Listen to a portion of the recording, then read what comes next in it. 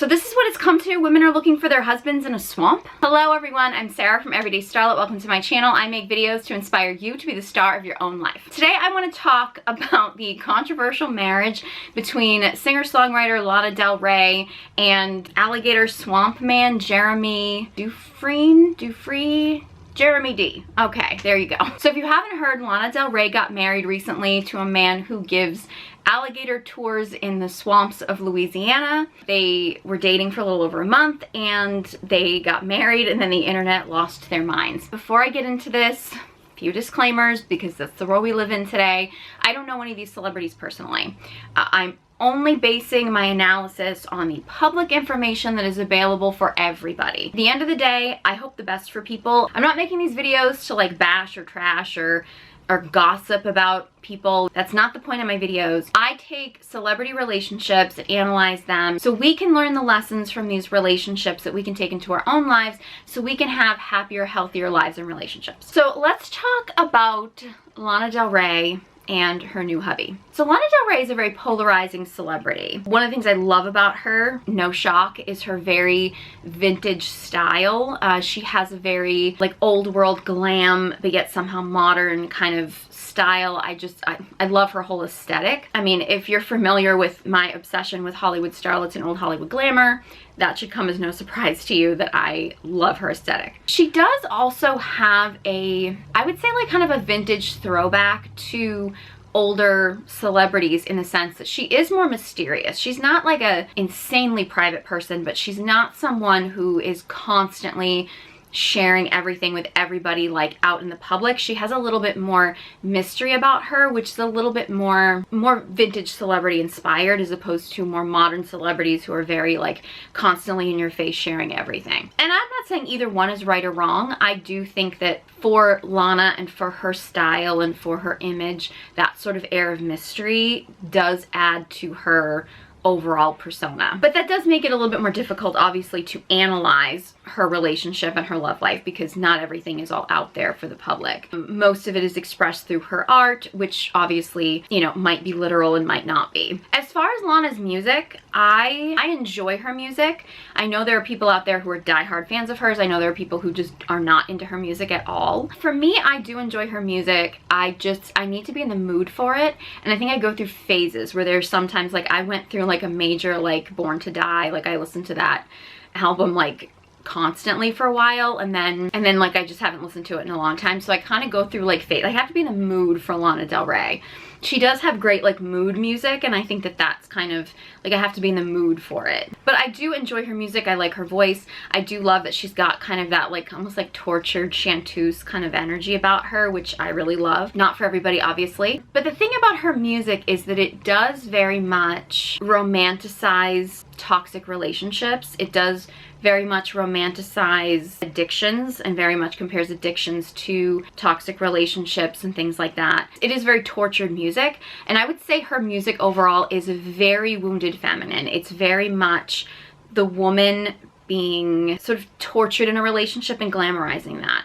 Now, as an art form, I think there's a lot of people that can relate to that because there are a lot of women in very wounded feminine energy, and I think that's probably when I'm sinking more into my wounded feminine, that's usually when I start to like really feel like I want to listen to more of her music. Like, I'm not criticizing that. I know she has gotten criticism for kind of glamorizing addiction and toxic relationships and stuff, but you know, it's art and it's something that happens. People have addictions, people have toxic relationships, and people listen to the music and the art form because they relate to it, and I think it makes sense. The problem is, again, when you start romanticizing it and glamorizing it to the point where you don't actually take the steps to heal from it. As I've said in other videos, any kind of addiction issues or people who are in relationships where they're being abused, and that could be like literal abuse, or that could just be sort of just being in a toxic relationship that you feel like you are the victim in, that kind of victimhood mentality and things like that, any kind of addictions, or if you are in an abusive relationship, you're being abused, that's wounded feminine energy. Very wounded feminine. I'm not saying Lana is,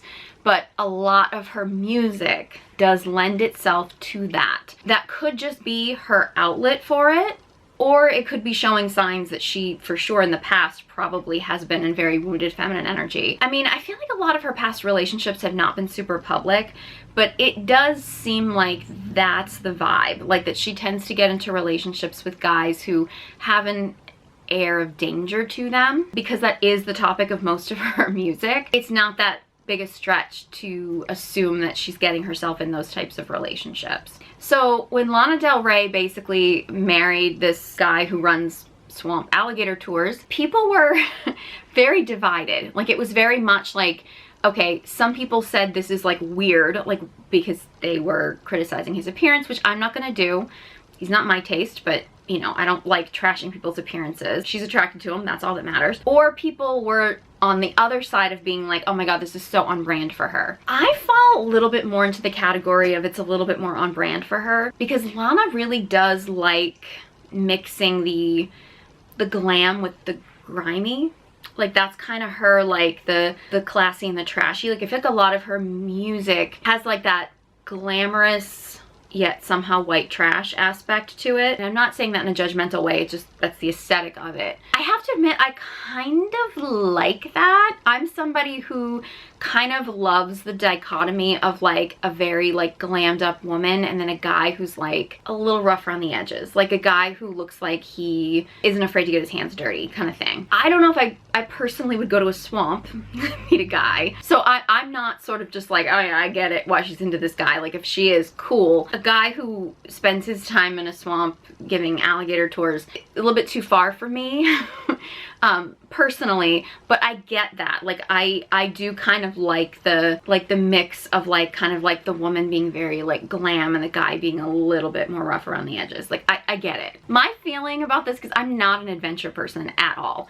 So like for me, I would never go on an alligator tour. I have no interest in being near alligators. I don't like being near like wild animals or anything like that. Like that would not be my thing. But I also do get the concept of a guy who is a little bit more manly, who isn't afraid to like face a wild animal, a guy who's a little bit more like, you know, has that like classic manly kind of quality to him.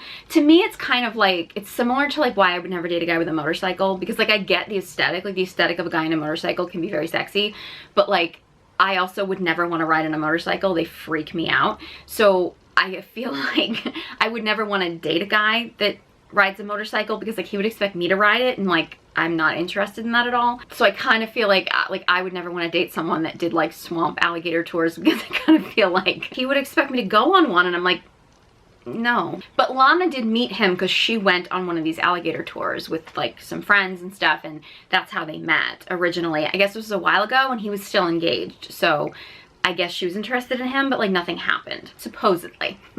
I'm hoping. All the evidence lends itself to that they did not get together until he was out of his previous relationship, so I'm gonna operate on that premise, because we don't have any evidence as of right now that there's anything different going on. But I am always a little skeptical when two people get together, but you know they met when they were both in like a previous relationship, or one of them was in a previous relationship. I'm always a little bit like, when did this start exactly? But we don't know. In some cases it's completely like legit and all in the up and up. So until we have any evidence otherwise, I'm going to assume that that's the case. So obviously this is something that like Lana was interested in, and because she chose to do willingly, and that's how they met. So that's her thing. That's her thing. The age gap thing is not bad. I think it's about a 10-year age gap, which at their ages, because they're not super young. I mean, again, I think she's 39 and he's 49, I think, if I'm not mistaken. By the time you get to those ages, a 10-year age gap, I wouldn't go any further than a 10-year age gap, even at that stage.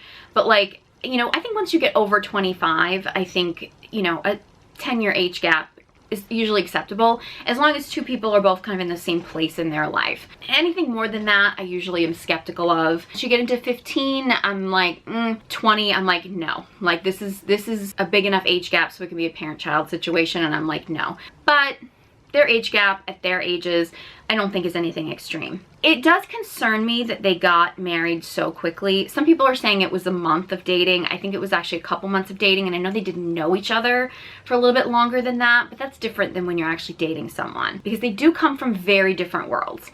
And not just she's a celebrity and he's not a celebrity, but also, you know, he's from a bayou in Louisiana and she's, you know, Brooklyn baby. Those lives are very different. Now, can a relationship work when two people come from vastly different backgrounds? Yes, I absolutely believe it can. However, it is more challenging.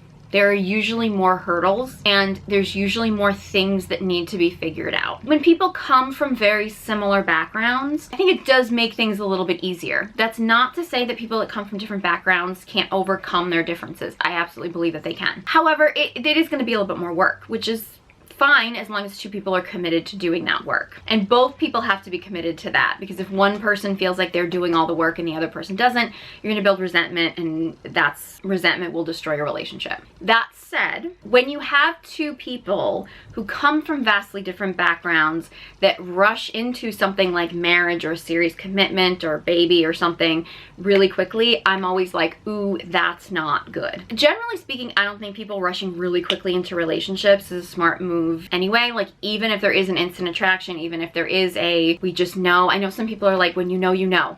I get that. Unfortunately, when you know, usually indicates some kind of a trauma bond. It usually indicates some kind of, like, I've had a few instances in my life of meeting a guy and feeling like I've known him my whole life.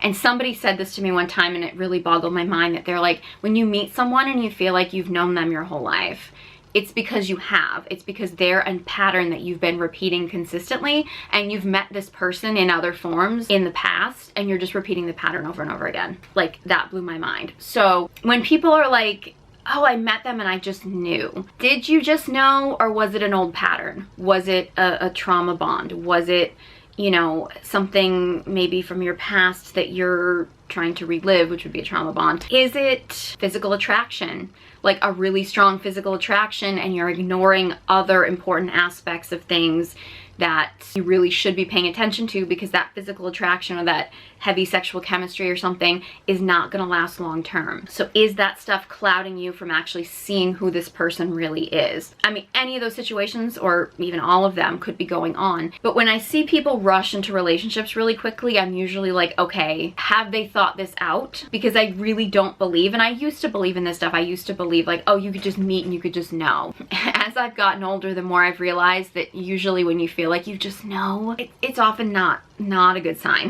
Not say that it can't work, but I think you can meet someone and just know, and still take your time to get to know the person. And I think this is especially true when you have two people that come from different backgrounds, different cultures. I think it's just especially important for you to get to know each other's worlds and get to know what areas you might need to work on, what areas you're comfortable with, what areas might not be as comfortable with. And I think when I see people from two vastly different backgrounds go too quickly into a marriage, I'm usually like, this is ripe for disaster. I'd say Meghan and Harry are a perfect example of this. It's like, I think they went, and they didn't even go as quickly as Lana did, but like, they rushed into a situation as two people from two very different worlds, and then it was like, she couldn't handle his world and didn't like things this way and this and that, and they ended up in a huge drama with his family and everything. And you know, a lot of these things probably could have gone a lot smoother had they taken a little bit more time to get to know each other, had she really gotten to know what royal life was like and things like that. I'm not saying the same thing is happening with Lana and Jeremy, but I am saying that having two people who come from vastly different backgrounds, when they rush into a relationship and rush into marriage, you have to say, okay, have they really figured out how this is going to work? There are some people with the school of thought that you just get married and then you just make the commitment to each other and you just figure it out. If you want to go into it that way, that's fine. I don't I'm not really of that school of thought, but to each their own. The fact that they moved so quickly in this relationship, I do think is concerning. Some people have said that maybe they did this because she was pregnant, but I do kind of feel like, I mean, I suppose her whisking off and getting married and then announcing she's pregnant and everything like that, it does have kind of a vintage quality to it, which would be very on brand for Lana. But like nowadays, I mean, he has kids from a previous relationship that I'm going to get into in a minute, and he didn't marry the mother of his kids, so it doesn't seem like that's his value, is like, okay, you're pregnant, so now we have to get married, because he didn't do that before. It is kind of on brand for Lana though to kind of do that kind of old school, like, I'm pregnant, so let's have a quick wedding and then I'll announce my pregnancy. And I mean, that does feel a little bit more on brand for Lana, so maybe this was her idea. So let's get into his last relationship because I feel like that's where all the juicy stuff is. So before Lana, Jeremy was with his previous fiance for 12 years. They were engaged for 12 years. They have kids together, and I don't remember the exact timeline, but I don't think that they had split for very long before he got together with Lana. I'm hoping there wasn't overlap there. There's no evidence that there has been, so I'm just gonna go with that. Although the timeline does feel a little suspicious, but we don't know. So the fact that he had a fiance for 12 years, they were engaged for 12 years. And then the next relationship he gets into, they're together for a matter of a couple months, and all of a sudden they're married. A lot of people have a lot to say about this. First of all, I wanna say that is so common. The number of times I hear that scenario of somebody who like stays in a long-term relationship for over a decade or so, the next relationship the guy gets into, he's all of a sudden like married in no time. A lot of people have theories as to why this happens, and I do want to state that we don't know what actually happened in the case of Lana and Jeremy. Without knowing them personally, it's really hard to know specifically what the deal is. However, there are a few theories floating around as to why this phenomenon happens, and I honestly think that there's various reasons. So I don't think it's a one-size-fits-all answer, but I'm going to go over a few of the reasons. Some people are calling it the cab light theory. This was a theory that got popular on Sex and the City. Miranda talked about this when it came to Charlotte and Trey's relationship. The idea with the cab light theory is that a man is like a cab, and he just drives around picking up people, and then when he decides he's ready to get married, he turns his light on, and the next woman that he picks up as a passenger, that's who he marries. It's not romantic at all. But then again, coming from Miranda, if you know anything about Sex and the City, Miranda's not exactly a hopeless romantic. Is that theory true? It can be. I've witnessed it of guys that when they decide it's time to get married, whether it be, you know, age, whether it be a certain place in their life or career, family or societal pressure, or their friends getting married, or like whatever the factor, there becomes a factor in a guy's mind where he's like, now it's time for me to get married and settle down.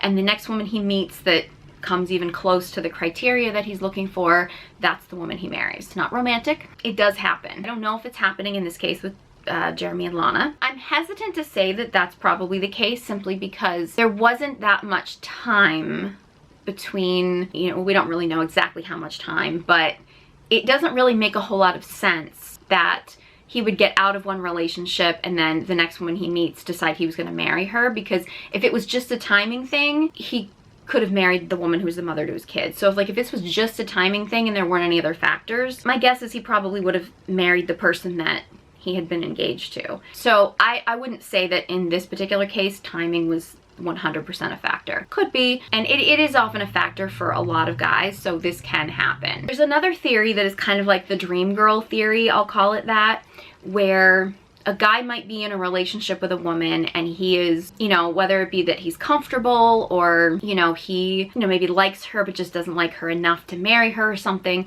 He's willing to stay with this woman for however long she'll put up with him, but she's not really the dream girl. That she's not really the woman that he wants, but she's like the placeholder that he's willing to kind of be in a relationship with and keep around until he meets the woman that is his dream woman. The idea being like if he wanted to, he would. Once he meets the dream woman, he will all of a sudden decide that he's ready. I do think there is a factor there. I think that there is something to that. I don't think it's quite that literal, but I do think that there probably is something to that. It does seem like the first woman he was with, I mean, being engaged for 12 years, hard to argue that she wasn't a placeholder. And I think oftentimes like the concept of the dream woman, it's a little subjective. Because sometimes that dream woman is actually a fantasy he's projecting on a woman, so it may not even be that he's in love with the woman, he's in love with the fantasy he's created around her. Maybe he's fallen for her physical appearance or maybe a sexual chemistry or something, and again, it is more of like a trauma bond or a superficial attraction as opposed to it being like the dream woman. So that one is a little bit more up for interpretation. What I think is probably happening more in this particular situation. So here's the thing about relationships. Men thrive in challenge, women thrive in safety. Men need challenges, standards, conditions on relationships in order to truly thrive in a relationship. When men don't have those, they don't have those things to achieve, they don't have standards, conditions, things like that, they tend to get very lazy and very complacent. They need to know that a woman might leave them at any time if they don't meet those standards. That's the only way men thrive. If men just have no conditions and they're just loved unconditionally, they just get lazy and complacent. That's just the way men operate. Women are the opposite. Women need the safety of knowing a man's not going anywhere. They thrive in that safety. You make a woman feel safe, like you will love and accept her for whatever she brings forth, you're gonna get the most glowing, feminine, amazing version of her. When she feels safe to truly let her guard down and be herself. Men thrive in challenge, in conditions, in standards. So what often happens is when you see a guy in a relationship with a woman for a long period of time, maybe they're engaged or maybe he's kind of dragging out the proposal or something, like you see these like long-term relationships where the guy is just not making that commitment, it's probably because the woman is allowing him to keep doing that. He knows she's not going anywhere. He knows he's not gonna lose her. He knows that she is just there and will allow him to keep being complacent. And he'll just continue to get more and more complacent because he knows that there's no challenge there, there's no standard, there's no boundaries around these things. And if you have a woman who's just sort of like, well, I'll keep waiting, well, maybe another year, well, maybe another year, and she keeps putting that off, even though maybe she deeply wants marriage and commitment, and we don't really know what the situation is in here, you know, which one of them was making the decision or what the deal was. But in most cases, it's the woman that is waiting for the guy to make the commitment. And if you as a woman are not setting your boundaries, if you're not setting your standards and you're just kind of like, well, making excuses for him, or you're like, maybe I'll wait another year or something like that, it doesn't motivate him. It doesn't like light a fire under his ass to get his act together. So when he meets a woman who he's afraid of losing, maybe because she's got other options, maybe because she's set the standard of like, I'm not sitting around waiting forever. When he meets a woman who is a challenge for him, who is setting a standard, he's either gonna try to meet that standard or he's not. And if he thinks that losing her is something he fears, he'll get his act together. That's the deal. And if not, he knows she'll move on and he's gonna risk losing her. So I really think in this situation, again, I don't know for sure, but my guess is in this situation with Lana and Jeremy, you know, he was with his fiance for 12 years. She probably let him get complacent. She probably didn't actually set the boundary. She didn't set the standard. She just sort of, you know, they had kids together. It was just kind of like, they were just kind of getting comfortable and he got very complacent. And then when he met someone like Lana, he was afraid of losing her. So he knew he had to get his act together. And, you know, whether that be because she set the tone or she set the standard, or because, you know, she was like, I'm not sitting around forever, or because he knew she had other options and knew she could go someplace, it motivated him to get his act together. And they actually got married, made the commitment. I'm not saying that's always the smartest thing, because there can be good and bad reasons why a guy decides to make the decision to get married, and who knows what the situation is. I'm gonna get into some of those reasons, but that's probably more likely what happened. It wasn't necessarily that one girl was his dream girl and one girl wasn't. It wasn't necessarily the timing of like, now he's ready, now he's not. Maybe those things were a factor, but it probably was more that he had a woman who basically let him get complacent and just was willing to put up with anything, and, you know, didn't feel the need to, you know, light a fire under him. And another woman who he was afraid of losing and he felt like he had to get his act together. That's probably what actually happened. And I think oftentimes as women, we can think that it's more loving to love a man unconditionally, because as women, we want to be loved unconditionally. So we feel like we want to do that for him. But that's not the best way to love a man. The best way to love a man is to give him conditions and standards that he has to live up to, because that brings out the best version of him. That's what a relationship is supposed to do to a man. When a woman is loved unconditionally and she knows that she can relax and be her true self, that's when you get the best version of her. Men and women need to be loved differently to bring out the best version of them. That's just the way it goes. Now, Jeremy's ex-fiance made a statement that everybody is saying makes her like the nicest woman in the world. It was a very positive statement about, you know, him marrying Lana, and people are like, wow, she's nicer than I would have been, and she said a lot of really nice things about him and things like that. And, you know, I mean, he's the father of her kids. So I understand why she probably is going to want to take the high road and not trash him because, you know, again, she's got kids and things like that. And so I understand that that's probably the best route to take. I also think because, again, you know, she's more of a regular person as opposed to a celebrity. I think too, if she started to bash Lana, and I'm not saying this would necessarily happen because I do think there are some people that would still side with her for having been a fiance for 12 years and then having to watch her, you know, her ex marry somebody else so quickly. I think a lot of women would empathize with her. However, I think probably she decided to take the high road and be nice because she didn't want to stir up drama in the media of having people start to try to compare her to Lana, because, like, who wants to be compared to a celebrity? You know what I mean? Somebody whose job it is to look beyond human. You know what I mean? Like, I think generally speaking, she probably decided to take the high road because she felt like that was probably the smartest and safest option, and more power to her. I do think that her statement, though, as nice as it was, maybe I'm just reading into it, but I feel like there was a hint of shade in there. One of the things that she said was that he is such a, like, a protecting, giving person, and it's nice to see him with someone who will give to him. And that, to me, maybe I'm just reading into it, like maybe she meant that in like the best way, but if somebody said that about my relationship, I'd be like really offended.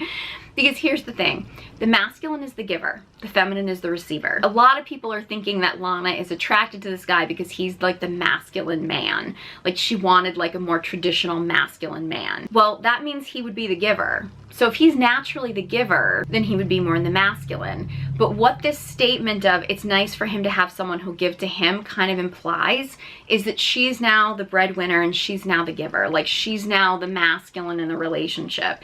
I don't know if that's true or not, but that's how I would take it. Like I would take that as like a hint of like, oh, so is he actually a gold digger? Like, and again, it's very subtle, so maybe that's not what she meant, and I'm not trying to put words in her mouth. But like, that's how I would take it if someone said that about like my relationship. Like, oh, it's so nice that he has someone to give to him. I'd be like, oh, so you're saying he's a gold digger and he's trying to take from me and like I'm providing for him now. So like I'd be the man in the relationship and he's now in the woman's role. That's how I would take it.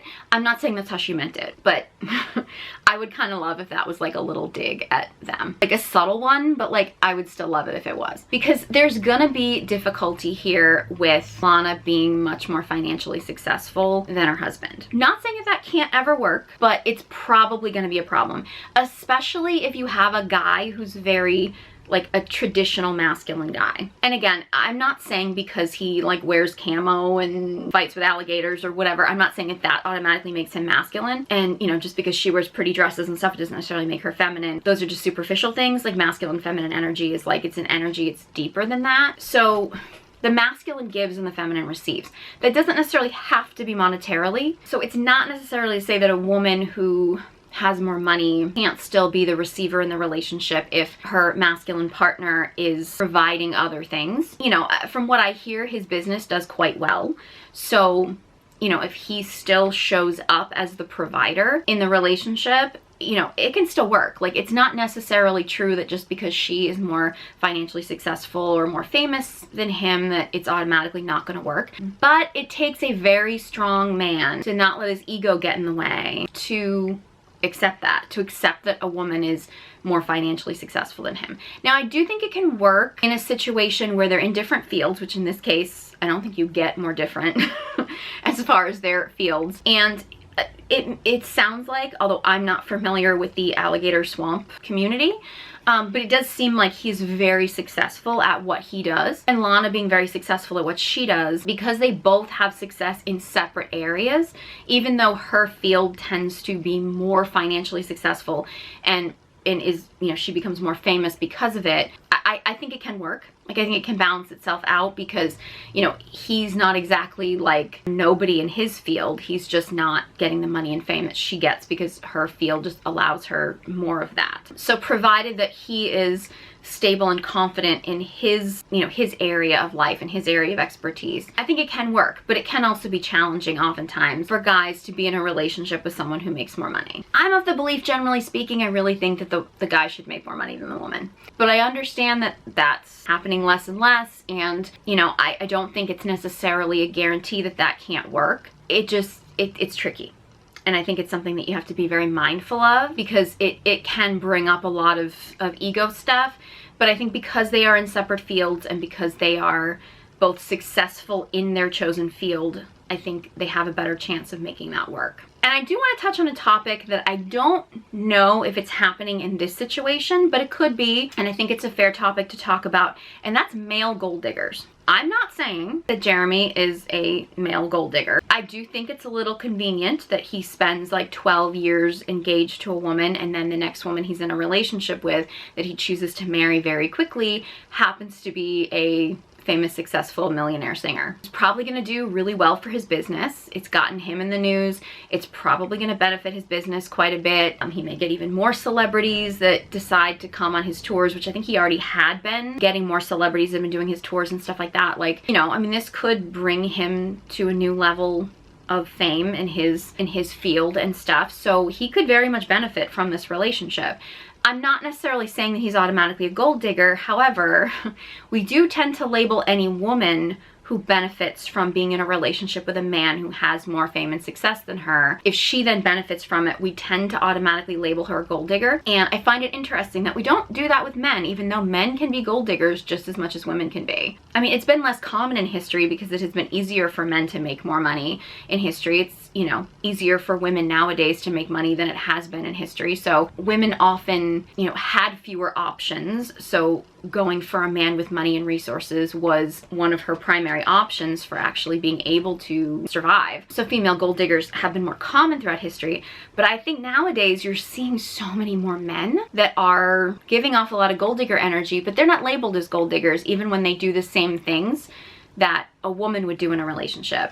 I kind of touched on this a little bit in my last video with Rihanna and Rocky, how I think it's interesting how ASAP Rocky has had a lot of, he's bragged a lot about a lot of sexual conquests, but yet he conveniently only has one baby mama, and it just happens to be the billionaire girlfriend that he starts dating in Rihanna. The fact that this Jeremy has decided to end his 12-year engagement to a woman and then marries the next woman very quickly, who happens to be a multi-millionaire famous singer. I'm not saying he's a gold digger, but you know, I still say I find it very interesting that I've accused Travis Kelce of being not necessarily specifically a gold digger, but like kind of a fame gold digger, like an opportunist, or, you know, kind of a fame whore type of thing, in dating Taylor Swift to boost his career. And people get really upset, but like there have been guys who didn't realize Taylor Swift's net worth, who started accusing Taylor Swift of being a gold digger for Travis Kelce until they realized that, like, I mean, Taylor Swift's cat's net worth is bigger than Travis Kelce's.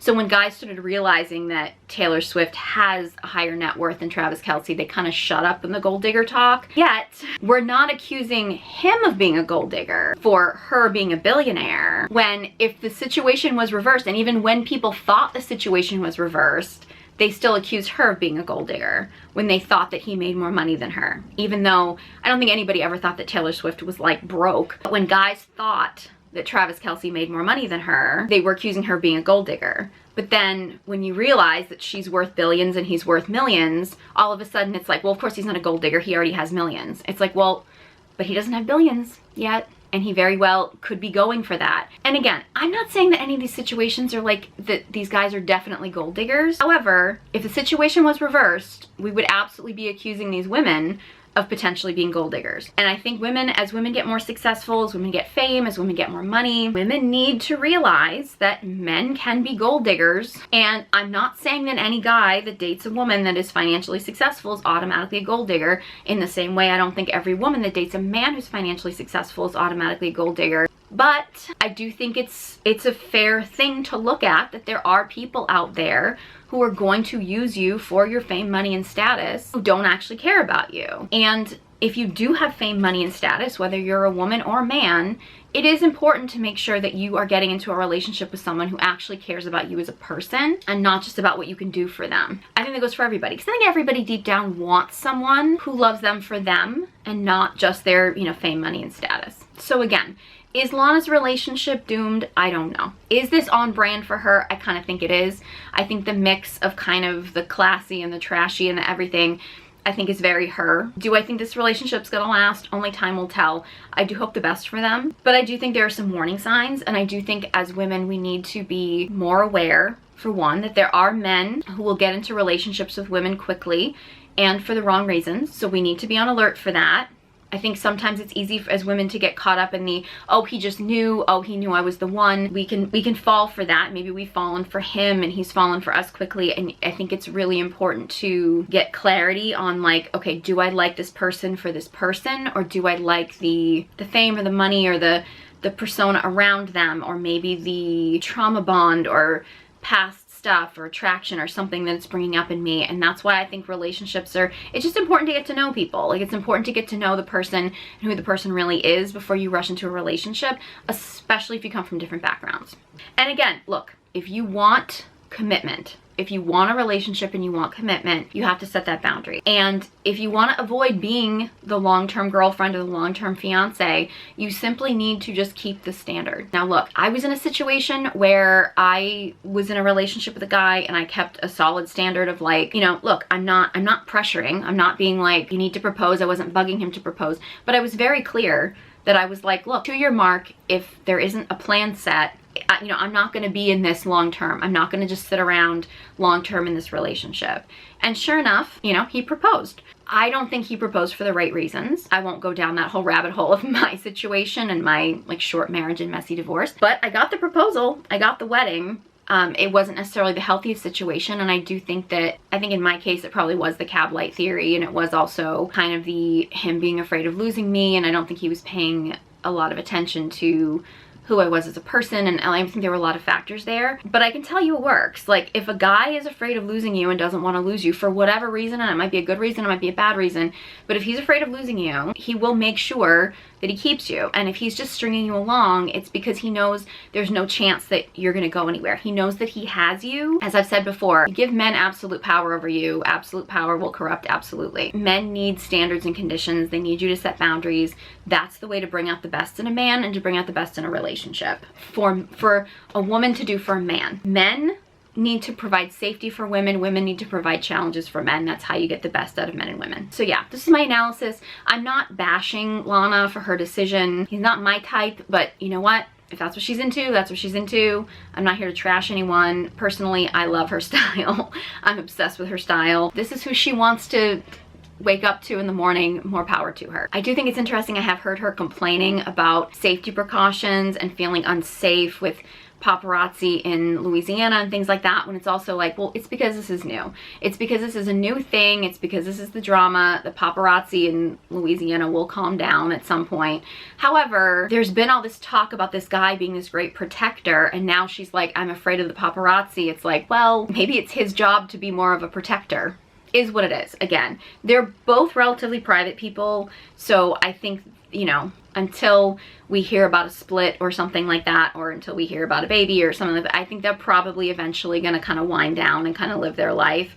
She'll come out with an album about it probably, and that's how we'll hear about it. I don't think that they're gonna become a super public couple. I could be wrong, but I think that's just the way it's gonna go. Yeah. I would love to know your thoughts on their relationship, Lana's music, anything like that. The fact that she does have a past with, you know, kind of getting herself into toxic relationships doesn't bode well, but I do hope she's done work on herself so that she has picked a good partner. The fact that she's picked someone whose ex speaks very highly of him publicly is a good sign, but again, I do think there was a little dig in there, but you know, who knows. So I'd love to hear your thoughts. Let me know. Leave a comment in the comment section below. Love to hear from you, and I'd love any video suggestions you have. I did have a lot of requests to talk about Lana Del Rey even before this marriage thing happened, so there you go. I love having your video suggestions, and honestly, like, comments, like, subscribe, any engagement on the channel just boosts everything in the algorithm so that more people can get the lessons in these videos, and we can just all live happier, healthier lives and have happier, healthier relationships. So if you'd like to heal and connect to your dark feminine energy, I have the Dark Feminine Energy Guided Journal that you can check out. I also have a new book, the Recovering Pick Me Girl Guided Journal, that you can check out. They're both available on Amazon. Links are in the description box below. Both will help you heal your wounded feminine energy. If you've been listening to Lana's music and you're like, okay, I'm definitely in wounded feminine energy, how do I get out of this? Both of these guided journals are great for that, so check it out. Details in the description box below, along with links to courses, masterclasses, and all my social media links. Thank you so much for watching, and I hope you join me next time.